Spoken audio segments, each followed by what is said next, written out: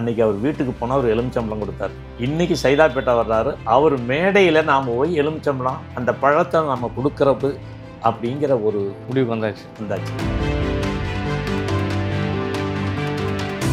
வாக்காளர் பேரணி என்று மனு கொடுக்க வந்த எங்களை பார்த்து தெளிவில்லாதவர்கள் என்று சொன்ன கலைஞரே, முதல்வரே, எம்ஜிஆரை நீக்கிய தாங்களும் அதற்கு கையெழுத்திட்ட 26 செயற்குழு உறுப்பினர்கள் தான் தெளிவில்லாதவர்கள்.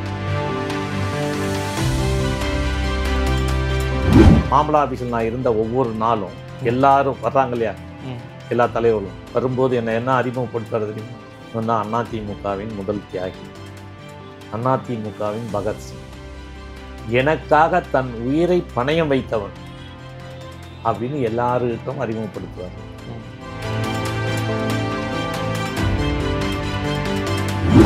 நான் சைதாப்பேட்டையில் கருணாநிதி ஏற்று ஒன்று நிற்க வைக்கணும்னு நினைக்கிறேன், போய் தும்பிவாடின்னு போட்டுருக்கேன், சைதைன்னு போட்டுக்கிடா. ஓ, அப்போதான் அந்த சைதை அப்படின்னு தலைவர் சொல்லி இன்னும் பேரில் சைதைன்னு போட்டுக்கிடா, தும்பிவாடி எடுத்துட்றாங்க. சைதாப்பேட்டை கேஸ் துரசாமி யார் அப்படின்னோடனே நான் எழுந்துருந்தேன். நீ மட்டும் தனியாக உட்காருன்னு சொல்லி மீதி எல்லாரையும் அனுப்பிச்சிட்டு பின்னி எடுத்துட்டாங்க. டேபிளில் படுக்க வச்சு இந்த மாதிரி ஒரு பெரம்பு பூன் போடுறது பாருங்க, இப்படி இழுத்து அப்படி விடுவாங்க. காலில் அப்படியே உள்ளங்காலில் அது படும்போது ஈயத்தை காய்ச்சி ஊற்றுற மாதிரி இருக்கும். யூரின் மோஷன் ஒரே டைமில் வெளியேறுதுன்னு சொல்லுவாங்க இல்லையா, அது எனக்கு நடக்கும். கடுமையான சித்திரவதை பண்ணி என்னை உடைய கண்டம் வார்டில் போட்டாங்க. டேய், நீலிருந்து போய் களப்பணியாச்சு, நீ தான் அதிமுகவின் முதல் மேயர், நீலிருந்து போய் களப்பணியாச்சு. எம்ஜிஆர் அன்னைக்கு சொன்னது 1980 வந்து சொல்றாரு, முதல் மேயர் நீ தான் அப்படிங்கிறது. அதிமுகவின் பாருங்க, அதிமுகவின் முதல் மேயர் அவர் வாயிலிருந்து வந்தது.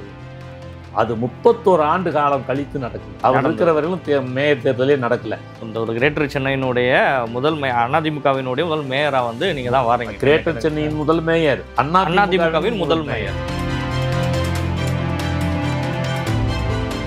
அப்புறம் 17ஆம் தேதி கட்சி தொடக்கம். நவம்பர் 26ஆம் தேதி தலைவர் அறிவிக்கிறார். 72 நவம்பர் 26 என்ன சொல்றாரு?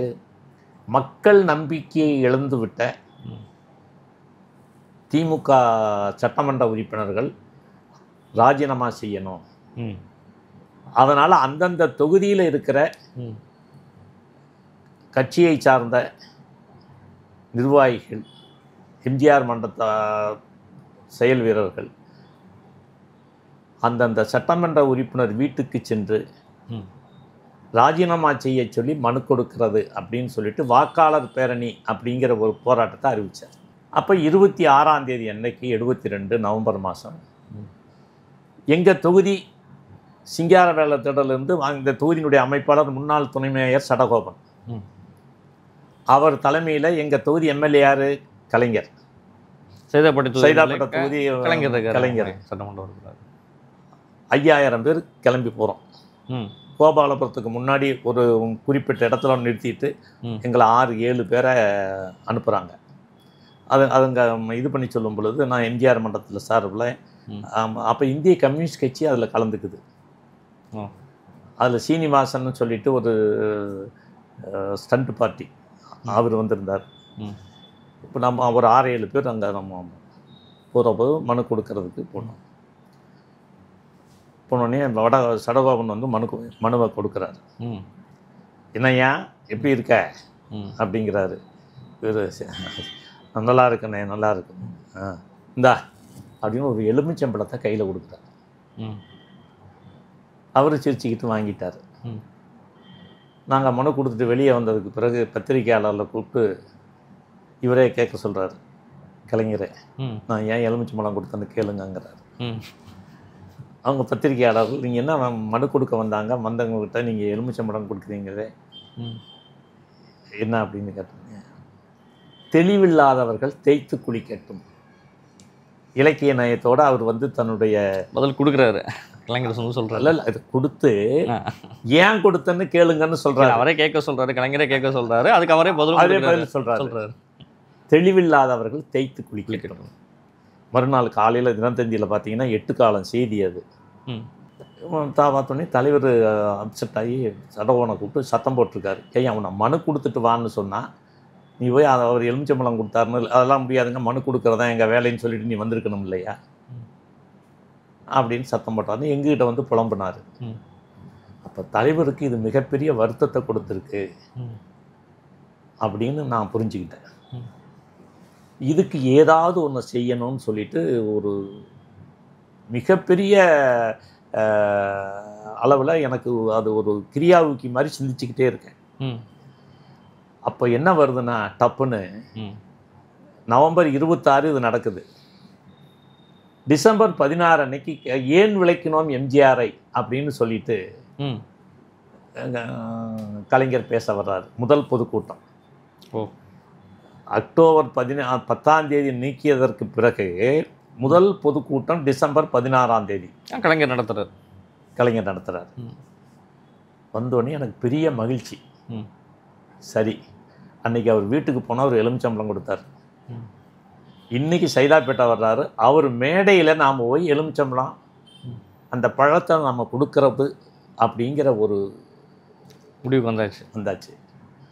அந்த எலுமிச்சை கனியை 26 எலுமிச்சம்பழம் கனி கோத்த மாலையை தயார் செய்யும். திருவாரூர் கருணாநிதியை ராஜினாமா செய் துண்டு பிரசுரம்.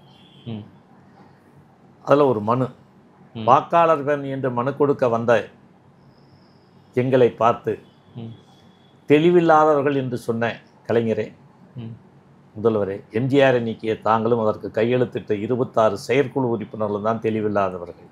அன்றைக்கு மேலும் ஒரு கருத்தை சொல்லியிருக்கிறீர்கள். எனக்கு வாக்களித்தவர்கள் 63,000 பேர். அப்படி இருக்க வெறும் ஒரு 500 பேர்கள் வந்தால் நான் ராஜினாமா செய்வதா என்று பத்திரிகையில் நீங்கள் பேட்டி கொடுத்திருக்கிறீர்கள். உங்கள் வாதப்படியே ஏற்றுக்கொள்கிறோம். அன்றைக்கு வந்தவர்கள் 500 பேர்கள் தான். அவர்கள் யார் தெரியுமா?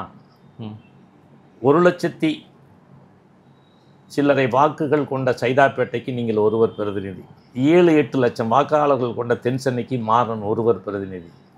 ஏன், ஒட்டுமொத்த தமிழகத்தினுடைய 4.5 கோடி மக்களின் பிரதிநிதி நீங்கள் ஒருவர் தான்.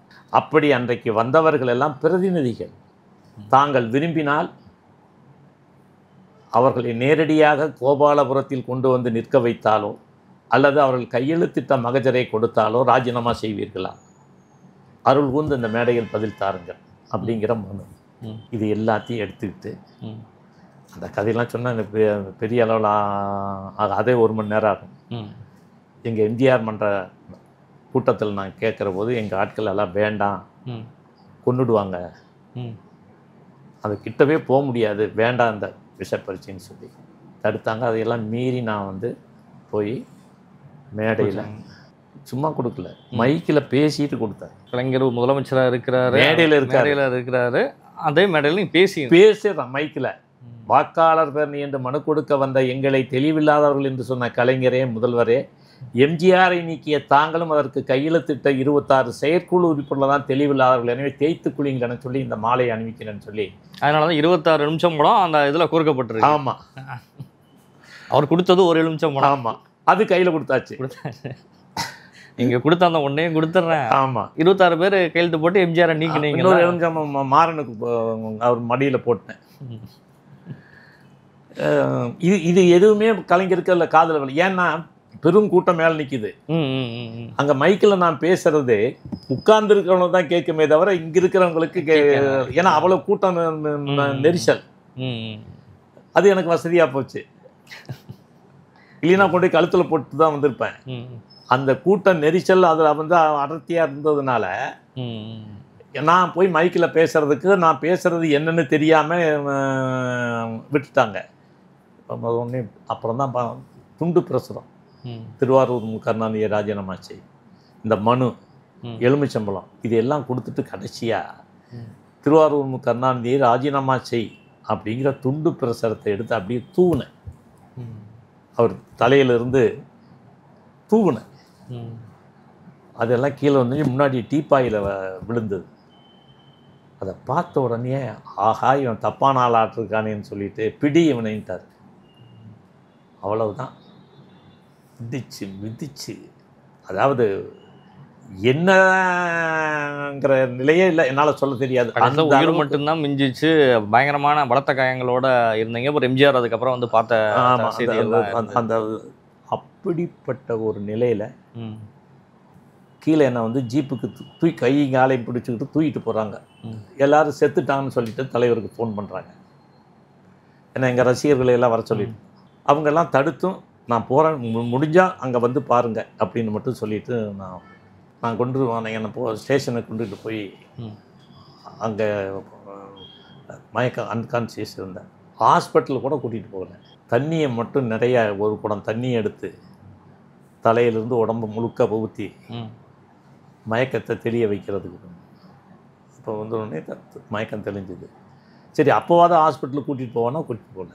அதுக்குள்ளே தலைவர் ஃபோன் பண்ணிட்டார். ம் இவங்க வந்து என்னென்னா கொடுக்குறதா வேண்டாம், அவர் சொல்லிட்டாரு, ஃபோனை கொடுங்க நான் பேசணும். ம் அவனை நீங்கள் கொன்னுட்டீங்கன்னு சொல்கிறாங்க, அவன் உயிரோடு இருந்தால் ஃபோனை கொடுங்க நான் பேசணும். அப்புறம் வந்து கொடுத்தாங்க. நான் ஒரே சந்தோஷமாக, அண்ணே எப்போ அண்ணே அதெல்லாம் விடுங்கண்ணே, பழிக்கு படி வாங்கிட்டேனே அப்படின்னு அதை உற்சாகமாக அந்த நிகழ்ச்சியை சொல்கிறேன். ரொம்ப நேரம் அதை இப்போ நிறையா பேசுகிறேன். காலையில் நான் வக்கீல் அனுப்புகிறேன், கவலைப்படாத, எதுக்கும் கவலைப்படாத, நான் இருக்கேன் அப்படின்னு சொல்லிட்டு தலைவர். அடுத்தது மறுநாள் காலையில் அப்போ KM சுப்பிரமணியம்னு சொல்லிட்டு காங்கிரஸில் இருந்த கவுன்சிலர் வந்து தலைவர் கட்சி ஆரம்பித்தோன்னே இங்கே கட்சிக்கு வந்துட்டார். அவர் வந்து அவர் தான் போய் சென்னையில் இருக்கிற லீடரில் அறிமுகமான மக்கள் மத்தியில் அறிமுகமானவர் KM சுப்பிரமணியம். அப்போ அவர் வந்து நான் பார்த்துட்டு, தலைவர் சொல்லிட்டாரு, நான் பார்த்துக்கிறேன், எல்லாமே வந்து உங்கள் பெயில் எடுத்து கொண்டு வர்றதை எல்லாம் பார்த்துக்கிறேன், தலைவர் சொல்லிட்டாரு அப்படின்னு சொன்னேன். அதுக்கு பிறகு அப்போல்லாம் ரிமாண்டு வந்து கமிஷனர் ஆஃபீஸ், நேரடியாக கோர்ட்டில் பண்ணி கோர்ட்டுக்கு போகிறதில்ல, ஜெயிலுக்கு போகிறதில்ல. கமிஷனர் ஆஃபீஸ் ரிமாண்டு, அது முடிஞ்சு மறுநாள் தான் கோர்ட்டு, சாரி மறுநாள் ஜெயிலுக்கு போகிறது. அப்படி போனதுக்கப்புறம் ஜெயிலில் வந்து எல்லா கைதிகளும் உட்காந்துருக்காங்க. சைதாப்பேட்டை கேஸ் துரசாமி யார் அப்படின்னோடனே நான் எழுந்துருந்தேன். நீ மட்டும் தனியாக உட்காருன்னு சொல்லி மீதி எல்லாரையும் அனுப்பிச்சிட்டு பின்னி எடுத்துட்டாங்க. அடி டேபிளில் படுக்க வச்சு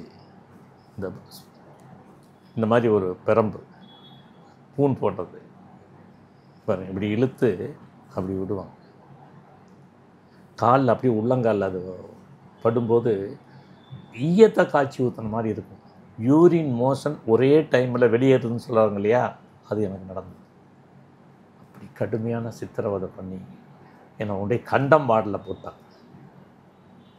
அந்த கண்டம் வார்டில் நான் போட்டிருக்கோம். ஏன்னா கண்டம் வார்டுன்னா என்ன தெரியுமா, தூக்கு தண்டனை பெற்ற கைதிகள் அந்த தூக்கிலிடுவதற்கு 1 மாதம் 2 மாதம் 6 மாதம் எவ்வளோ நாள் இருக்கோ அது வரையிலும் பாதுகாப்பாக வச்சுருக்கிற இடம். அப்போ அந்த சூப்பர்டென்ட் வந்து ரவுண்ட்ஸ் வர்றபோது பார்த்தா நான் முனகிக்கிட்டு ரொம்ப இதாக இருக்குது. ஏன்னா முத நாள் இங்கே இதை அடித்தது, அதுக்கப்புறம் இவங்க அடித்தது எல்லாமே வந்து இருந்தோடனே அவர் பார்த்துட்டு, அவர் மீசக்காரர் ஜெயில் சூப்பர்டென்ட், அவர் தலைவருடைய ரசிகர். அவர் என்ன பண்ணுறாரு, என்னை ஹாஸ்பிட்டல் உள்ளே இருக்கிற மருத்துவமனை கூட்டிகிட்டு போய் செக் பண்ணுறாங்க. இது நாங்கள் எல்லாம் மேலடி, எல்லாமே வந்து எந்த விதமான ஆபத்தும் இல்லாமல் துன்பம் கொடுக்குற அடி தான் அடிச்சிருக்கிறாங்கன்னு சொல்லி டாக்டர் சொல்கிறார். அப்போ வெளியே ஹாஸ்பிட்டலுக்கு கூட்டிகிட்டு போகலாமா, இல்லை வேண்டாம். அப்புறம் அவர் என்ன பண்ணுறாரு, ஸ்பான்டனிஸ் அவராக இன்ட்ரெஸ்ட் எடுத்து எண்ணெய் இந்த உடம்பு இந்த காயப்பட்டது அந்த மாதிரி எண்ணெயை கொண்டு வர சொல்லி கைதிகளை விட்டு உடம்பு முழுக்க நல்லா தேய்ச்சி சுடுதண்ணியில் குளிக்க வச்சு, ஏன்னா அந்த நான் இருந்த 21 நாள் என்னை பார்த்துக்கிட்டார். அவர் தலைவர் ரசிகருங்கிறதுனால எனக்கு ஒரு பெரிய, அவர் மேலே இருந்து அந்த எந்த உத்தரவையும் கேரி அவுட் பண்ணல அந்த மாதிரி. அப்புறம் நான் வந்து 21 நாள் கழித்து பெயிலில் தானோடனே தலைவர் வந்து நேராக மாம்பழ ஆஃபீஸ் வர சொல்லிட்டார். மாம்பழ ஆஃபீஸ் போனதுக்கு பிறகு அவர் என்னை அப்படியே கட்டி பிடிச்சிக்கிட்டார். கட்டி பிடிச்சி அப்படியே உச்சந்தலையில் முத்தமிட்டு அந்த இதெல்லாம் கேட்டுட்டு மதியம் நான் அவரோட சாப்பிட்றேன். ம். நீ வீட்டுக்கு இப்போ போக வேண்டாம், பகலில் இங்கே வா, நைட்டு தலைமை கழகத்தில் தங்கிக்க ம். அப்படின்னு சொல்லிட்டு, உன்னுடைய உயிருக்கு ஆபத்து இருக்குது, நீ எங்கேயும் போக வேண்டாம், உங்கள் வீட்டுக்கு போக வேண்டாம் அப்படின்னு சொல்லி ம். என்னை அங்கேயே தங்க சொல்லிட்டார். அந்த தலைமை கழக ஜீப்பு எனக்காக ம். என்னை கூட்டிகிட்டு போகிறது, இது பண்ணி சொல்கிறது, அந்த வாகனத்தில் 2-3 பேர் ஆட்கள் பாதுகாப்போட ம். என்னை திண்டுக்கல் தேர்தல் வரையிலும் பாதுகாத்தார். திண்டுக்கல் தேர்தல் வரைக்கும். அதுக்கு பிறகு தான் வெற்றி பெற்றோடனே ஒன்றும் இல்லாமல் நாங்கள்லாம் திண்டுக்கல் தேர்தலில் களப்பணி ஆற்றினோம். அதெல்லாம் அந்த மாதிரி காட்சிகள்லாம் இனி எந்த ஒரு தலைவனுக்கும் எந்த ஒரு கட்சிக்கும் அமையாது. கண்டிப்பாக நிச்சயம். அந்த கூட்டம் அவ்வளோ பெரிய எழுச்சியாக இருந்துச்சு. 1,60,000 வாக்குகள் வித்தியாசத்தில் ஜெயிச்சு மாயத்தவர் வந்து ஃபஸ்ட்டு. அதுக்கு பிறகு நாடெங்கிலும் வந்து அடுத்த முதல்வர் இவர் தான் அப்படின்னு சொன்ன உடனே திமுகவினுடைய இந்த அதிகார துஷ்பிரயோகம்ங்கிறது வந்து நடக்கலை, அடங்கிடுச்சு. அப்புறம் என் தலைவர் நான் வீட்டுக்கு போக சொல்லிட்டார். அதுக்கு பிறகு அதில் என்னென்னா, அந்த கொலை முயற்சி வழக்குன்னு என் மேலே போட்டாங்க. என் மேலே மட்டும் போடலை, அவர் முன்னாள் துணை மேயர் சடகோபன் தொகுதி அமைப்பாளர் அவர் தூண்டி விட்டு நான் செஞ்சதா வழக்கு போட்டாங்க. அந்த வழக்குக்கு பயந்துக்கிட்டு சடகோபன் வந்து திமுகவுக்கு திரும்ப போயிட்டார். அப்புறம் சொன்னார், நீ வாடா நம்ம போயிடலாண்டா அப்படின்னு. நீ போயா, நீ என்ன கூப்பிடுற, நான் எம்ஜிஆருடைய தற்கொலை பிள்ளையா, நான்லாம் வரமாட்டேன் போன்னு. அப்புறம் அந்த கேஸில் எனக்கு 9 மாத கன்வெக்ஷன், கடுங்காவல் தண்டனை விதிக்கப்பட்டது. விதிக்கப்பட்டோடனே தலைவர் வந்து, அப்போ தினகரன் இன்னைக்கு கூட வக்கீல், அவர் தான் அன்றைக்கி கட்சிக்கு வழக்கறிஞராக இருந்தார். தினகரன் அனுப்பிச்சு என்னை பெயில் எடுக்க சொல்லி பெயிலில் வெளியே வந்துட்டேன். மறுபடியும் ஹைகோர்ட்டில் கேஸை அப்பீல் பண்ண சொன்னார். இப்போ பஞ்சாப் அகேஷன் வழக்கறிஞர் அவர் தான் வந்து அந்த கேஸை நடத்தினார். நடத்தி எனக்கு அதில் விடுதலை கிடச்சி. அந்த தலைவர் வந்து 73ல் சடகோபன் போன உடனே அந்த இடத்துல தொகுதி அமைப்பாளராக யாரை போடுறது அப்படிங்கிற போது அவர் ஜேபிஆர் அண்ணன் வேறு 2-3 பேரை மனசில் வச்சு அவங்கள போடலாம்னு சொல்லி ஒவ்வொரு முறையும் எழுதி கொடுத்துட்டார். தலைவர் இல்லை வெயிட் பண்ணு முடியாதுன்ட்டார். சரியாக எனக்கு அந்த 9 மாத கன்வெக்ஷன் வந்தது இல்லையா, வந்த உடனே என்னை போட சொல்லி தலைவரே உத்தரவு போட்டார்.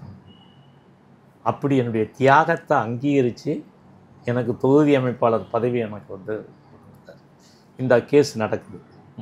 நடந்து வெற்றி பெற்றது, தள்ளுபடியாக பொய் வழக்கு அப்படின்னு சொல்லிட்டு நம்ம நீதிபதி இவர் திண்டிவனம் ஒரு ஃபேமஸ் நீதிபதி, அவர் நல்ல பேர் மறந்துடுச்சு,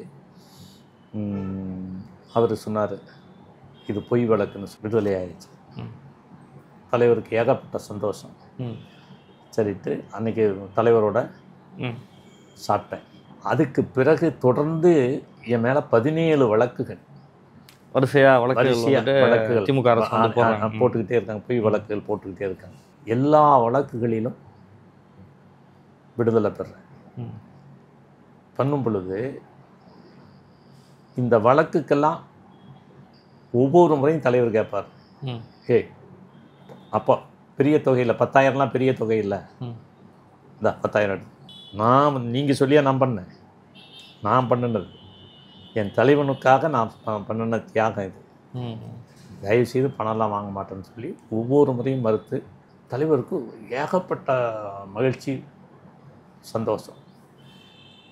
மாம்பழ ஆஃபீஸில் நான் இருந்த ஒவ்வொரு நாளும் எல்லாரும் வர்றாங்க இல்லையா, எல்லா தலைவர்களும் வரும்போது என்னை என்ன அறிமுகப்படுத்துறது தெரியுமா, இவன் தான் அதிமுகவின் முதல் தியாகி, அதிமுகவின் பகத்சிங், எனக்காக தன் உயிரை பணயம் வைத்தவன், அப்படின்னு எல்லாருக்கிட்டும் அறிமுகப்படுத்துவார். ம். மேலே எல்லா லீடர்ஸ் இப்படி இந்த மாதிரி உட்காந்து தலைவர் இப்படி உட்காந்துருப்பார். நான் இந்த இடத்துல இப்படி ஓரமாக நின்றுக்கிட்டு இருக்கேன். ஒரு நாள் நாஞ்சிலார் என்ன பண்ணார், ம். நானும் பார்க்குறேன் 10-15 நாளாக ம். நாம் எல்லாரும் பேசிக்கிட்டு இருக்கிறோம். அப்போ வந்து இந்த பையனை பக்கத்துலேயே நிற்க வச்சுக்கிட்டு இருக்கிறீங்க, இந்த சின்ன பையனை ம். அப்படிங்கிறாரு. ம். தலைவர் கேட்டார், மிஸ்டர் நாஞ்சில், அவன் சின்ன பையனா? ஒரு விஷயம் தெரியுமா, நீங்களும் நானும் தான் எல்லாரும் தான் கேட்டோம். கருணாநிதி சொன்னார், நான் வந்து இந்த வாக்காளர் பேரணியை பற்றி கலைஞர் சொன்ன என்னென்ன, என் வீட்டுக்கு வந்து மனு கொடுத்தாங்க, இந்த மாதிரி சொன்னாங்க, நான் வெற்றி பெற்றது என்ன, நான் எவ்வளோ ஓட்டில் வாங்கினேன், எவ்வளோ ஓட்டில் ஜெயித்தேன், இப்படி தமிழ்நாடு முழுக்க எல்லாரும் வந்து ஜெயித்தவங்க அத்தனை பேரும் இவ்வளோ வெற்றி பெற்றிருக்கிறோம். அப்படி இருக்கிற போது 500 பேர்கள் வந்தால் ராஜினாமா செய்வதான்னு எல்லாம் பேசுங்க, பேப்பரில் நானும் படித்தேன், நீங்களும் படித்தேன். ஆனால் நீங்கள் இதை பற்றி எங்கேயாவது பொதுக்கூட்டத்தில் பதில் சொன்னீங்களா, அறிக்கை விட்டீங்களா? அவன் ஒரு மனுவாக எழுதி கொண்டு போய் அந்த முதலமைச்சர் கையிலேயே கொடுத்துருக்குறான். அப்போ அவன் சின்ன பையனா? அவர் அவ்வளோதான், அதோடு வந்து என்னை பற்றி பேசுகிறதையே விட்டுட்டார். துணிச்சலோட போய் ஒரு முதல்வர் வந்து இருக்கக்கூடிய ஒரு மேடையில் வந்து அந்த துணிச்சலையும் கொடுக்குற ஒரு இதுவும் துணிச்சலையும் என்னுடைய அறிவார்ந்த செயலையும், அதாவது மீதிமே மற்றவங்க மாதிரிலாம் வந்து பண்ணாமல் என்ன பண்ணாரோ அதுக்கு திருப்பி நான் சொன்னேன், வெச்ச மைய வச்சாச்சுன்னா அப்படின்னு சொல்லி. நான் கிராமத்தை சார்ந்தவன். கிராமத்தில் ஒன்று சொல்லுவாங்க, வெச்ச மைய வைக்காத பையன்னு சொல்லிட்டு அந்த ஒரு குடும்பத்தை கேவலமாக பேசுவாங்க. அதனால் அவர் வச்சார். அவர் வீட்டுக்கு போனால் அவர் எலுமிச்சம்பழம் கொடுத்தாரு, அவர் சைதாப்பேட்டைக்கு வந்தார், நான் திருப்பி கொடுத்துட்டேன் அப்படின்னா. அதெல்லாம் ரொம்ப ரசிப்பார். ஸோ அப்படி புரட்சி தலைவர் வந்து செயலை பாராட்டுவது, இல்லை ஒரு இடத்துல அறிமுகப்படுத்துவது, கட்சியில் எனக்கு ஒரு பெரிய விடிஐபி மத்தியில் அன்றைய காலகட்டத்தில் இருந்த அத்தனை தலைவர்களிடத்திலும் ஒரு அறிமுகத்தை, ஒரு பெரிய அறிமுகத்தை கொடுத்துக்கிட்டே இருக்கிறார். தலைவர் கொடுத்துக்கிட்டே இருக்கிறார். 84 வந்து தான் உங்களுக்கு வந்து சட்டமன்ற உறுப்பினருக்கான வாய்ப்பு வந்துட்டு கொடுக்கப்படுது. இல்லை இல்லை இல்லை, அது ஒரு பெரிய கதை. 77ல் சைதாப்பேட்டை தொகுதியில் நான் நிற்கணுங்கிறதுக்காக தலைவர் என்ன பண்ணான், தும்பிவாடி துரைசாமின்னு போட்டுக்கிட்டு இருந்தேன். அவர் என்ன பண்ணார், நான் சைதாப்பேட்டையில் கருணாநிதி ஏற்று ஒன்று நிற்க வைக்கணும்னு நினைக்கிறேன், போய் தும்பிவாடின்னு போட்டுக்கிட்டு சைதைன்னு போட்டுக்கிடா. ஓ, அப்போதான் அந்த சைதை அப்படின்னு தலைவர் சொல்லி மேலும் பேரில் சைதைன்னு போட்டுக்கிடா, தும்பிவாடி எடுத்துட்றான்னாரு. சரி அப்படின்னு சொல்லிட்டு அதே மாதிரி சைதைன்னு போட்டு நான் என்னுடைய பேர் அது. 77ல் சைதாப்பேட்டையை நாங்கள் 2 பேர் ஃபேமஸான ஆட்கள். வழக்கறிஞர் பிரிவில் நாஞ்சில் வின்சென்ட், தொகுதி அமைப்பாளர்கிற முறையில் நான் 2 பேரும் கேட்குறோம். நாஞ்சில் வின்சென்ட்டுக்கு நாஞ்சிலார் சிபாரிசு, எனக்கு வந்து தலைவரே சிபாரிசு. இப்படி இருக்கிற போது இல்லை ஜேபிஆர் என்ன பண்ணுறாரு, மீனவர்களுக்கு ஒரு பிரதிநிதித்துவம் வேணும் அப்படின்னோடனே சைதாப்பேட்டை கண்ணன்கிற ஒரு பட்ட செயலாளர், அவர் தோட்டத்தில் ஜானகி அம்மாவுக்கு கிட்ட இந்த மீன் வீட்டுக்கு தேவையான தினம் மீன் எல்லா நல்ல மீன்களையும் கொண்டு போய் கொடுக்குறவர். அதனால் அவர் அம்மா ஜானகி அம்மாக்கிட்ட ரொம்ப நெருக்கமானவர்.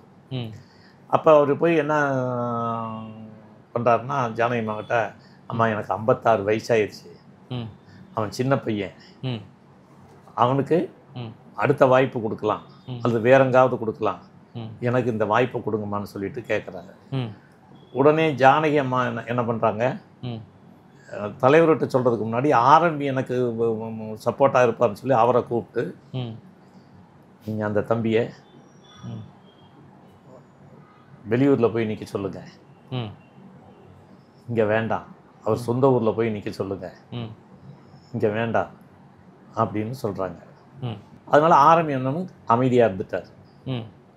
தலைவர் என்னை கூப்பிட்டு, டேய் நீ அரவக்குறிச்சியில் போய் நில், வின்சென்ட்டை கூப்பிட்டு நீ போய் நாகர்கோயிலில் போய் நில். அவர் சொன்னோடனே அவர் போய் கேட்டு தான் இன்றைக்கி அவர் எம்எல்ஏ ஆகி அதுக்கப்புறம் பார்லிமெண்ட்ரி செக்ரட்டரி ஆனார். என்ன இந்த மாதிரி சொன்னோடனே நான் வந்து இல்லை எனக்கு நீங்கள் என்றைக்கு கொடுக்குறீங்களோ அப்போ கொடுங்க, ஏன்னா நீங்கள் வந்து தும்பிவாடின்னு போட்டிருந்தேன். அந்த அடைமொழி அப்படியே இருந்திருந்தா நான் அரவக்குறிச்சியில் போய் நின்றுருக்க முடியும். நீங்கள் வந்து என்னை சைதாப்பேட்டைன்னு சொல்லி சைதைங்கிறத மாற்றியாச்சு. இப்போ நான் போய் அங்கே போய் நின்னா சைதாப்பேட்டிலேருந்து வந்து நிற்கிறான் நம்ம ஊருக்கார பையன் அப்படின்னு வந்து போயிருமே தவிர நான் இந்த ஊர் தொகுதியை சார்ந்தவனும் வராது. அதனால் எனக்கு அது வேண்டான்னா நீங்கள் ஏய் ஓட்டு எனக்காகத்தாண்டா சொல்கிறத கேள்டான்னாரு. அன்னைக்கு நான் அதை கேட்டிருந்தா என்னுடைய தலையெழுத்து எப்படி மாறி இருக்கும். தலைவர் சொல்ற தாய் சொல்லை தட்டாத மாதிரி தலைவர் சொல்லை தட்டாதேன்னுங்கிற வார்த்தை எனக்கு பொருத்தம். அதை நான் கேட்கல. அதனால் எனக்கு வந்து 77 வாய்ப்பு இல்லை. ஆனால் 80 என்ன பண்ணார் தெரியுமா? முதல்ல 3 வேட்பாளர் அறிவிச்சாங்க. அதில் என் பேர். அவரை யார் எதுவுமே இல்லை. நான் போய் இது சும்மா மனு கொடுத்தவரை சரி, தலைவரை பார்த்து எனக்கு சீட்டு கொடுக்கலாம் கேட்கல. என்னை 80 அறிவித்தார். அதில் வந்து என்னென்னா 1300 ஓட்டு வித்தியாசத்தில் 1000 சில்லறை, அது எவ்வளோன்னு தெரியல, 1000 சில்லறை வித்தியாசத்தில் நான் வந்து தோத்துட்டேன் கள்ள ஓட்டால். ஆனால் 80லேயே வந்து நீங்கள் எலெக்ஷனில் நின்னாச்சு. எம்எல்ஏ சட்டமன்ற உறுப்பினருக்கு நின்னாச்சு. அதில் தோத்தோடனே அப்புறம் என்ன பண்ணார் தலைவர், என்னை தோட்டத்துக்கு வர சொல்லியிருந்தார். அப்போ போனால் இந்தியன் எக்ஸ்பிரஸ் ராமகிருஷ்ணன் இருந்தார் தெரியுமா? உங்களுக்கு தெரியுமா? இந்தியன் எக்ஸ்பிரஸில் ராமகிருஷ்ணன் எடிட்டர் இருந்தார். அவரையும் வர சொல்லியிருக்கார். நாங்கள் 2 பேரும் தலைவரை பார்க்குறோம்.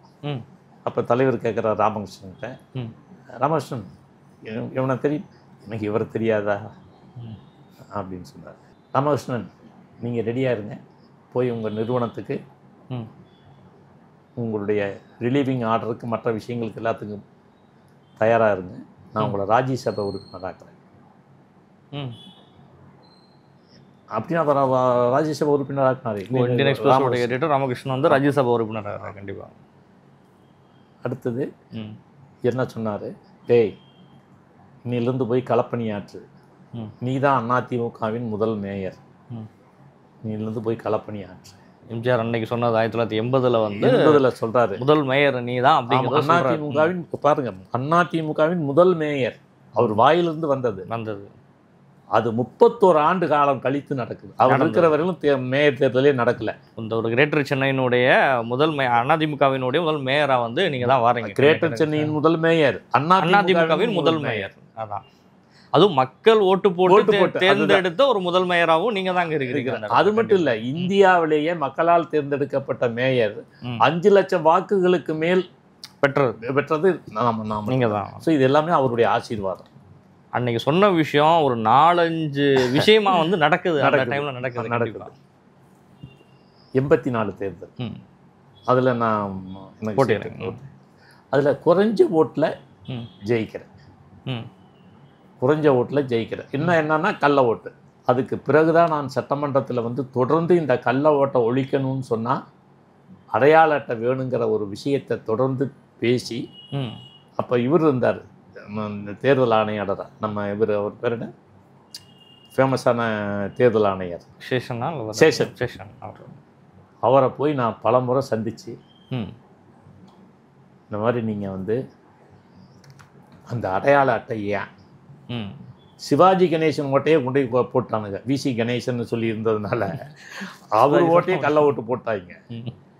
அதனால் இதெல்லாம் சொல்லி சட்டமன்றத்தில் தொடர்ந்து பேசி, இது என்ன ஜனநாயகம், ஒரு ஓட்டருக்கு அடையாளம் வேணுமா வேண்டாமா, யார் வேணாலும் போய் ஸ்லிப்பை கொடுத்து போடலான்னா இது என்ன ஜனநாயகம் அப்படின்னு சொல்லி கடுமையாக பேசி சொல்லி மனு கொடுத்து கடைசியில் அடையாள அட்டை வருவதற்கு நான் தான் காரணம். அடையாள அட்டையோட தான் ஓட்டு போட்டாகணும் அப்படிங்கிறத திரும்ப திரும்ப சொல்லி மனு கொடுத்து எல்லா பணிகளையும் செஞ்சு அது வந்துச்சு. சட்டமன்றத்தில் தொடர்ந்து அதிகமான கேள்விகள் கேட்டவன் நான். சட்டமன்றத்தில் எல்லா நாட்களும் சென்றவன் நான். இந்த வரலாற்றை இதுவரையிலும் யாருமே பிரேக் பண்ண முடியல. தலைவருடைய ஆசீர்வாதம் எனக்கு எப்படி இருந்ததுங்கிறதுக்கு உங்களுக்கு சொல்கிறேன். கண்டிப்பாக. ஸோ இதுக்கு பிறகு அதுதான் சோகம். என்னென்னா, தலைவர் மறைவுக்கு பிறகு இதுக்கிடையில் அம்மா வந்து புரட்சி தலைவி அம்மா வந்து கட்சியில் சேர்றாங்க 83. அவங்க சேர்ந்த உடனேயே முதல் பொதுக்கூட்டம் சைதாப்பேட்டையில் தலைவர் நடத்த சொல்கிறார்.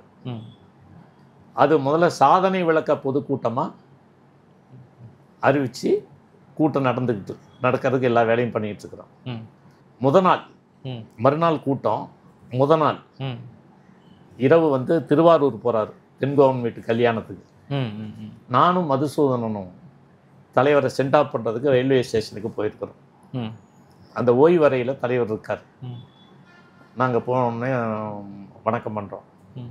தலைவர் சொல்கிறாரு, என்ன மது கூட்ட ஏற்பாடெல்லாம் நடக்குதா அப்படின்னு சொன்னது. ஆமாண்ணே நல்லா நடக்குதுண்ணே அப்படின்னு. என்னடா கூட்டம் நடத்துகிறவன் நானும் எங்கிட்ட கேட்காம அவர்கிட்ட போய் கேட்குறாருன்னு எனக்கு உடனே மனசுக்குள்ளே ஒரு பெரிய வருத்தம். டக்குன்னு என்ன பண்ணார், பேப்பர் பேனா வச்சுருக்கியா, எடுத்துக்க. கருணாநிதிக்கு எலுமிச்சம்பழ மாலை அணிவித்து 9 ஆண்டு சிறை தண்டனை பெற்று விடுதலை பெற்ற சைதை துரைசாமிக்கு பாராட்டு பொதுக்கூட்டம், சாதனை விளக்க பொதுக்கூட்டமாக அறிவிக்கப்பட்ட கூட்டத்தை பாராட்டு விழாவாக எனக்கு பாராட்டு விழாவாக மாற்றுறாரு. போய் ஜேபிஆர்கிட்ட போய் சொல்லி பேப்பரில் நைட்டு போஸ்ட் அடித்து பகலில் ஒட்டிடுங்க, பேப்பரில் விளம்பரம் கொடுக்க சொல்லுங்கள் அப்படின்னு சொல்லிட்டு போயிடுறாரு. ஜேபிஆர்கிட்ட போனால், என்னப்பா தலைவர் இப்படி பண்ணுறாரு, இப்போ எப்படிப்பா மாற்ற முடியும், என்னப்பா பண்ண முடியும்? மதுசூதனன் சொல்லிட்டாரு, அதெல்லாம் தெரியாது, தொலைச்சி போடுவோன்ட்டாரு. இதெல்லாம் இந்த வேலைகள்லாம் பண்ணி முடித்து நாளைக்கு நான் திரும்ப வரும்போது இதெல்லாம் இருக்கணும் அப்படின்ட்டாரு. சரி எல்லாம் முயற்சி பண்ணுவோம் அப்படின்னு சொல்லிட்டு அப்புறம் மறுநாள் வந்து இரவு வந்து விளம்பரம் கொடுக்க முடியல, முடிஞ்சிருச்சுட்டாங்க. அதனால் மறுநாள் காலையில் இப்போ வந்து தென்னகத்தில் மாலை பத்திரிக்கையில் தென்னகத்தில் விளம்பரம் கொடுத்துட்டாங்க. போஸ்டர் அடித்து ஒட்ட முடியல, ஏன்னா நான் இரவு ஆட்கள் இல்லை, அதனால் நாளைக்கு வந்தால் மறுபடி போட்டு இது பண்ணுறதுக்கு மதியம் அதுக்கு மேலே எப்படி ஒட்டி என்ன ஆயிரும் அப்படிங்கிறனால பேப்பரில் மட்டும் கொடுத்துறேன்னு சொல்லி பேப்பரில் அந்த கூட்டத்தில் தான் வந்து அம்மா பேசுனது. அதுதான் இந்த படம், இந்த மாலை போட்டு இருக்கு இல்லையா, இது வந்து தலைவர் சொல்லி நடந்த பொதுக்கூட்டம். ஏன் தலைவருக்கு இந்த இது வந்தது அப்படின்னா, அன்னைக்கு ஊருக்கு போகிறதுக்கு வரும்போது சைதாப்பேட்டையில் கலைஞருடைய மணி விழா, 60வது மணி விழா, அதை பார்த்துட்டு வந்தவர் அந்த இதெல்லாம் பார்த்தோன்னே அவருக்கு எப்படி மைண்டில் வந்துட்டு வந்துருக்கு, ஓ நீ உனக்கு இப்போ மணி விழா நடத்துறியா, நான் என் தொண்டனுக்கு இங்கே வந்து பாராட்டு விழா நடத்துகிறேன். எப்படி சிந்திச்சார் பாருங்க, எதுக்கு இதோட கனெக்ட் பண்ணுறாருன்னு பாருங்க. ஸோ அப்படி நடந்ததான் இந்த பாராட்டு கூட்டம். கண்டிப்பாக சார், கண்டிப்பாக சார். இந்த பூத் கமிட்டி விஷயங்கள்லாம் வந்துட்டு இப்போ நிறையா கட்சிகளை வந்துட்டு பூத் கமிட்டிலாம் ஆள் போடுறதுக்கே வந்து இல்லாமல் வந்து நிறைய அரசியல் இயக்கங்கள்லாம் திணறிட்டு இருக்கிறாங்க. இந்த பூத் கமிட்டி அமைக்கிறது, அந்த பூத் கமிட்டி தான் ஒரு கட்சியினுடைய அடிப்படையில் முக்கியமான ஒரு விஷயமா வந்து இன்றைக்கி எல்லா தலைவர்களுமே அதுதான் சொல்கிறாங்க. திமுக அதிமுகவாக இருந்தாலும் இப்போ இருக்கக்கூடிய நேஷனல் பார்ட்டிஸாக இருந்தாலும் பூத் கமிட்டி அமைக்கிறது எப்படி சார்? அதாவதுங்க, இந்த பூத் கமிட்டிக்கு பிதாமகன்னா நான் தான். இந்த பூத் கமிட்டிங்கிற ஒரு விஷயம் கான்செப்ட் எப்போ எடுத்தோம்னா, செய்யாறு பை எலெக்ஷன் அப்போ இப்போ திமுகவில் இருக்கார்ல முத்துசாமி அண்ணன், அவர் இன்சார்ஜ் போட்டு நாங்கள் சட்டமன்ற உறுப்பினர்கள் அந்த செய்யாறு பை எலெக்ஷனில் பொறுப்பாளராக நாங்கள் பணியாற்றோம் அவருடைய தலைமையில். அப்போது தண்டப்பந்தாங்கல் அப்படிங்கிற அந்த பஞ்சாயத்து எனக்கு வந்து ஒரு பஞ்சாயத்து 5 பஞ்சாயத்து கொடுத்துருந்தாங்க. அப்போது புலவர் கோவிந்தன் இறந்ததால், திமுக சட்டமன்ற உறுப்பினர் இறந்ததால் தேர்தல் அதிமுகவில் ஒரு டைலர் குப்புசாமின்னு சொல்லிட்டு ஒரு டைலரை, சாதாரணமான ஆளை தலைவர் வேட்பாளர் நிறுத்தி வச்சிருக்காரு. சொன்னார், எங்களை கூப்பிட்டு வெற்றி பெற்று வரணும், ஜெயிச்சு வரணும் அப்படின்னு சொல்லிட்டார். ரொம்ப சின்சியராக தலைவர் இப்படி நம்மளை கூப்பிட்டு சொன்னதுக்கப்புறம் அந்த வெற்றியை பெறுவதற்கு என்னெல்லாம் நவீன யுக்திகளை, அதாவது அப்போலாம் வந்து இந்த குறுக்கு வழியில் பணம் கொடுத்து ஓட்டு சேகரிக்கிறதுங்கிற சிந்தனை வரல எங்களுக்கு. அப்போ நாங்கள் என்னன்னா, எப்படி ஆட்களை திரட்டுவது, எப்படி கட்சிக்காரர்களை ஒற்றுமைப்படுத்துவது, எப்படி அப்படிங்கிற ஒரு விஷயம் வரும் பொழுது அந்த கான்செப்டை நான் தான் போட்டு அவர் முத்துசாமி அண்ணங்கிட்ட சொல்லிட்டேன். இந்த மாதிரி விஷயம்னா இப்படி எப்படின்னா, ஒரு பூத்தில் அன்றைக்கெல்லாம் 2000 ஓட்டு. ஒரு பூத்தில் 2000. அன்றைக்கெல்லாம் வந்து 2000 ஓட்டுக்கு 1800, 2000, 1600 அப்படின்னு சொல்லிட்டு இருக்கும். 2000 ஓட்டு வரையில் இருக்கும். எனக்கு கொடுத்த அந்த 5 பூத்துலேயும் கிட்டத்தட்ட 10,000 ஓட்டு எனக்கு இருக்குது. அப்போ நான் என்ன பண்ணேன், ஒரு பஞ்சாயத்துலேயும் வார்டு இருக்கும். அந்த வார்டு, ஒரு வார்டில் எவ்வளோ ஓட்டு, எத்தனை வீடு அப்படிங்கிறத கணக்கெடுத்தோம். 2000 ஓட்டுக்கு கிட்டத்தட்ட பார்த்தீங்கன்னா ஒரு பூத்துக்கு அந்த 2000 ஓட்டு இருக்குன்னு வைங்க.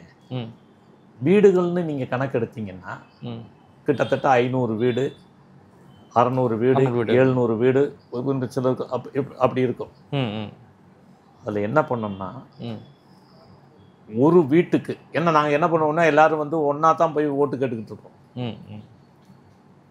அந்த மாதிரியான ஒரு நிலைமை இல்லாமல் நான் என்ன பண்ண, கன்சாலிடேட்டாக ஒரு பூத்துக்கு 2000 ஓட்டு. அப்போ மொத்தம் இந்த 2000 ஓட்டுக்கு எத்தனை வீடு வருது 20 வீடு 30 வீடு அப்படின்னா அந்த 20 வீடு 30 வீட்டுக்கு 10 பேர் கொண்ட ஒரு உறுப்பினர்களை நியமனம் செய்யறது. அதான் பூத் கமிட்டி. இந்த பூத் கமிட்டிங்கிற ஒரு இதை வந்து முதல்ல நாங்கள் தான் அங்கே செய்யாத பை எலெக்ஷனில் தொடங்கினோம். அப்படி அந்த ஒரு வார்டில் ஒரு பூத்தில் எவ்வளவு வாக்குகள், எத்தனை வீடுகள் அப்படிங்கிறத பிரித்து அதுக்கு தனித்தனியாக 3 பேர் 4 பேர் அப்படின்னு போட்டு கன்சாலிடேட் பண்ணி அதில் நமக்கு எவ்வளோ ஓட்டு வரும், மற்றவங்களுக்கு எவ்வளோ ஓட்டு போகும், கட்சி சாராதவங்க யார் அப்படிங்கிறது எல்லாத்தையும் கணக்கெடுத்து இந்த மாதிரி பிரித்து பண்ணுறோம்னு சொல்லிட்டு கொடுத்த உடனே தலைவருக்கு ஏகப்பட்ட மகிழ்ச்சி. அதாவது அந்த இதை சொல்லிட்டு அதை வந்து ஒரு முத்துசாமி தலைமையில் நாங்கள் வந்து செய்யாரில் வந்து முதல்ல அறிமுகப்படுத்தினோம். அதை நான் தான் முதல்ல இது பண்ணிவிட்டு அவர்கிட்ட கொடுத்தது. அது தலைவருக்கு போய் அது ரொம்ப நல்லாயிருக்கும். அதுக்கு ஏன்னா அந்த தான் முதல்ல தலைவர் இருக்கிற போது நடந்த பூத் கமிட்டிங்கிற ஒரு விஷயம். அதுக்கு பிறகு கட்சி பிளவுபட்டதுனால, சேஜா நின்று பிரிஞ்சதுனால கட்சியில் அதை யாருமே தொடர்ந்து அதை செய்கிறதுக்கான வாய்ப்புகள் இல்லாமல் போச்சு. நான் ஜானகணியில் இருந்தேன், முத்துசாமி நானும் ஜானகணியில் இருந்தோம். அம்மா என்னை கடைசி வரலையும் என்னை கூப்பிட்டாங்க. ஏன்னா தலைவர் என்னை பற்றி அம்மா கிட்ட இந்த பாராட்டு கூட்டம் போகிற போது, எதுக்கு நான் இப்போ கோப்பாசையாக இருக்கேன், எனக்கு பாராட்டு கூட்டம் நடத்தாமல் ஒரு தொகுதி அமைப்பாளருக்கு பாராட்டு கூட்டங்கிறீங்க அப்படின்னு கேட்குற போது, என்னை பற்றி தலைவர் என்னுடைய தியாகத்தை பற்றி என்னுடைய செயல்முறைகளை பற்றி நான் எப்போ இருந்து எம்ஜிஆர் மண்டலத்தில் இருக்கிறவங்கெல்லாம் பற்றி சொல்லி அம்மா மைண்டில் எனக்கு ஒரு நல்ல அபிப்பிராயத்தை பதிவு பண்ணிட்டாங்க. அதனால் அவங்க என்ன பண்ணுறாங்க, நீங்கள் என்னோட வாங்கன்னு கேட்குறாங்க. நான் ஆர்மியோட 14 வயசுலேருந்து எம்ஜிஆர் மண்டலத்தில் பயன் இருந்ததுனால அவரை விட்டு வரமாட்டேன்னா, அப்போ அவர் ஜானகணியில் இருந்ததுனாலையும் ஜானகி அம்மா வந்து தலைவருடைய மனைவிங்கிறதுனாலையும் எங்களுக்கு அந்த பாசம் பற்றுங்கிறது வந்து, அதனால் நான் வந்து ஜானகணியில். ஸோ நாங்கள் தேர்தலில் 89 நின்று தோத்துட்டோம். பிறகு கட்சியில் சேர்ந்ததுக்கு பிறகு இந்த பூத் கமிட்டிங்கிற ஒரு விஷயத்தை அம்மா திரும்ப அதை ஃபைன் டியூன் பண்ணி உளவுத்துறை வந்து வாங்கிட்டு போச்சு. நம்ம இவர் எஸ்பியாக இருந்தார், ஆண்டின்னு ஒரு ஐபிஎஸ், என் ஃப்ரெண்டு, எனக்கு வந்து திடீர்னு அவர் பேர் மறந்துருச்சு. அவர் வந்து இதை எப்படி பண்ணுறீங்கன்னு சொல்லிட்டு கேட்டு அலெக்சாண்டர், டிஜிபி அலெக்சாண்டர் அவங்க எஸ்பி, அவங்கக்கிட்ட இதை பற்றி எல்லாத்தையும் பூத் கமிட்டினா எப்படி இருக்கணும் அப்படிங்கிறது, என்னென்ன வேலைகள் செய்யணும், ஏஜெண்டுகள் கவனிக்க வேண்டிய இதென்ன, வாக்காளர்களை பிரித்து எப்படி ஓட்டு கேட்கணும் அப்படிங்கிறத சொல்லி பக்காவாக பண்ணி ஒரு தொண்டனுக்கு ஒரு நாளைக்கு அந்த 10 வீடு தான், 10 வீடுகளை கவனித்தா போதும் அப்படின்னு சொல்லி அதை நான் வந்து இது பண்ணி சொல்லி டைப் பண்ணி எல்லாத்தையும் சொல்லி கொடுத்தேன். அதை அப்போ நம்ம ஆட்கள் யாருமே அதை வந்து பெருசாக அதை யாரும் அதை கடைப்பிடிக்கலாம். அதை கலைஞர் அந்த காப்பி வாங்கிட்டு பிரமாதமாக பண்ணியிருக்கானே. அதனால தான் கலைஞருக்கு என் மேலே ஒரு பெரிய பிரியம். இவனை எப்படியாவது நம்மகிட்ட கொண்டாந்து சேர்த்தரணும் அப்படிங்கிறதுக்காக பெரும் முயற்சி எடுத்தார். அதுக்கு நம்ம இடம் கொடுக்கலின்னு வைங்க. அந்த பூத் கமிட்டிங்கிற ஒரு விஷயம் எவ்வளவு முக்கியமானது, எவ்வளவு சரியானது, கட்சி பணினா அது இப்படித்தான் இருக்கணும் அப்படிங்கிற ஒரு கான்செப்டை தொடர்ந்து தொய்வில்லாமல் நான் அதை பேசிக்கிட்டே இருப்பேன். அதுக்கு ஒரு உதாரணம் மத்திய சென்னை நாடாளுமன்ற தேர்தல். அந்த நாடாளுமன்ற தேர்தலில் அமைச்சர்கள் நானெல்லாம் மேயர், அப்போ நான் பொறுப்பாளர், அம்மா என்னை கூப்பிட்டு சொன்னாங்க, மிஸ்டர் சைதை மத்திய சென்னையில் எப்படியாவது வெற்றி பெறணும் அப்படின்னு சொன்னாங்க. இப்போ விஜயகுமார்னு இளைஞரணி செயலாளராக அவரை வந்து வேட்பாளராக நிறுத்தி, அதில் தான் நம்ம பூத் கமிட்டினா என்னங்கிறத எல்லா கட்சிக்காரர்களுக்கும் உணர வச்சு, இந்த பூத் கமிட்டியினுடைய பங்களிப்பால் கட்சி எப்படி அங்கே வெற்றி பெற்றது அப்படிங்கிறத பார்த்ததுக்கு பிறகு தான் மற்ற எல்லோருக்குமே வந்து எல்லா அரசியல் கட்சிகளுக்குமே அந்த விழிப்புணர்வு வந்துச்சு. இன்றைக்கி அந்த வார்த்தை வந்துட்டு பூத் கமிட்டிக்கு கூட வந்து ஆள் போட முடியாத கட்சியெல்லாம் வந்து ஏன் நடத்துகிறாங்கிற கேள்வியும் வருது. பூத் கமிட்டி கூட்டத்தை வந்து இன்னைக்கு திமுக அதிமுக ஒரு பெரிய பொதுக்கூட்ட மாநாடு மாதிரி எல்லாருமே அதை பண்ணுறாங்கன்னா அதுக்கு காரணம் வந்து இது என்னுடைய கண்டுபிடிப்பு. அதனோட தேவை என்ன, அதனால தான் ஒரு கட்சியோட சக்ஸஸும் ஃப்ளாப்பும் இருக்குதுங்கிறத வந்து அதில் வந்து ஏராளமான விஷயங்களை நீங்கள் வந்து பூத் கமிட்டி தான் ஒரு கட்சியினுடைய ஆணிவேருங்கிறத எல்லாரும் இப்போதான் உணர வர்றாங்க. ஆனால் இன்னும் அவங்களுக்கு அதை எப்படி மேன்மைப்படுத்துவதுன்னு தெரியல. 2014 நாடாளுமன்ற தேர்தலில் மத்திய சென்னையில் இருக்கிற கட்சி பொறுப்பாளர்கள், அந்த வெற்றி பெற்ற விஜயகுமார், அவங்கள கேட்டால் தெரியும் எப்படி அந்த பூத் கமிட்டி ஒரு சைடுவேர்கள் கூட்டம் போட்டால் ஆயிரக்கணக்கில் வருவாங்க. அதுக்கு என்ன செஞ்சு தெரியுமா உங்களுக்கு? ஒரு பூத் கமிட்டியில் யார் யார் போட்டிருக்கீங்க, 15 பேரா, அந்த 15 பேருடைய பேர் எழுதி ஒட்டிடணும். அந்த சீட்டில் தான் அவன் உட்காரணும். யார் வந்தாங்க வரல அப்படிங்கிறத எப்படி கண்டுபிடிப்பீங்க? ஒட்டுமொத்தமாக வந்தா. அதனால் ஒரு பூத்து, அந்த பூத்தினுடைய எண், அந்த எண்ணில் இருக்கிற மெம்பர்ஸ் இப்படி அதை எல்லாரும் இன்னைக்கும் அதை அப்போ பேசுவாங்க. அப்படி தேர்தலில் பூத் கமிட்டியால் வெற்றி பெற முடியுங்கிறத செய்யாறு இடைத்தேர்தலும் 2014 மத்திய சென்னை பாராளுமன்ற தேர்தலும் அதில் தான் தயாநிதி மாறன் தோற்கடிக்கப்பட்டார். ஸோ அதுக்கு என்னுடைய பங்களிப்பு எவ்வளவு பிரமாதமாக இருந்தது அப்படிங்கிறத அவன் வெற்றியாளர் விஜயகுமாரை கேட்டால் தெரியும். அன்னைக்கு என்னோட கோகுல இந்திரா, மினிஸ்டர்லாம் இருந்தாங்க, முன்னாள் அமைச்சர்கள் எல்லாம் இருந்தாங்க, நத்தம் விஸ்வநாதன் இன்சார்ஜ் இருந்தாங்க. அவங்க அத்தனை பேர் இன்றைக்கி சொல்லி பாராட்டுவாங்க. சேப்பாக்கம் தொகுதியில் லீடிங், மத்திய சென்னையை வெற்றி, எல்லாரும் ஆச்சரியமாக பார்த்தாங்க. ஏன்னா அந்த தேர்தலில் தான் வந்து நாடாளுமன்ற தேர்தல் வரலாற்றில் அதிமுக சென்னையில் ஒரு பெரிய சக்ஸஸ் வந்து 3 பார்லிமெண்ட்ரி வந்து ஜெயிச்சது மத்திய. அப்போ சொல்லும்போது தான் அம்மா சொன்னாங்க, அந்த வெற்றி கொண்டு போய் பூச்செண்டு கொடுத்தேன். அம்மா, தமிழக வரலாற்றில், அரசியல் வரலாற்றில் 3 சென்னையும் திமுக தான் ஜெயிச்சுக்கிட்டு இருந்ததை மாற்றி இன்றைக்கு நாம் வந்து வெற்றி பெற்றிருக்கிறோமா அப்படின்னு சொன்ன உடனே, உங்கள் அம்மா உணவகம் ஒரு காரணம். நாங்கள் அந்த வீடியோ பதிவு அப்படியே இருக்கும் பாருங்கள். நிச்சயமாக சார், உங்களுடைய நேரங்களை ஒதுக்கி தினமணி டிஜிட்டலினுடைய இந்த ஒரு சிறப்பு நேர்காணல் நிகழ்ச்சியில் நிறைய விஷயங்களை வந்து இன்றைய இளைஞர்கள் தெரிந்து கொள்ள வேண்டிய நிறைய விஷயங்களை பற்றி நம்ம டிஸ்கஸ் பண்ணிக்கோம் சார். மிக்க நன்றி சார். மகிழ்ச்சி.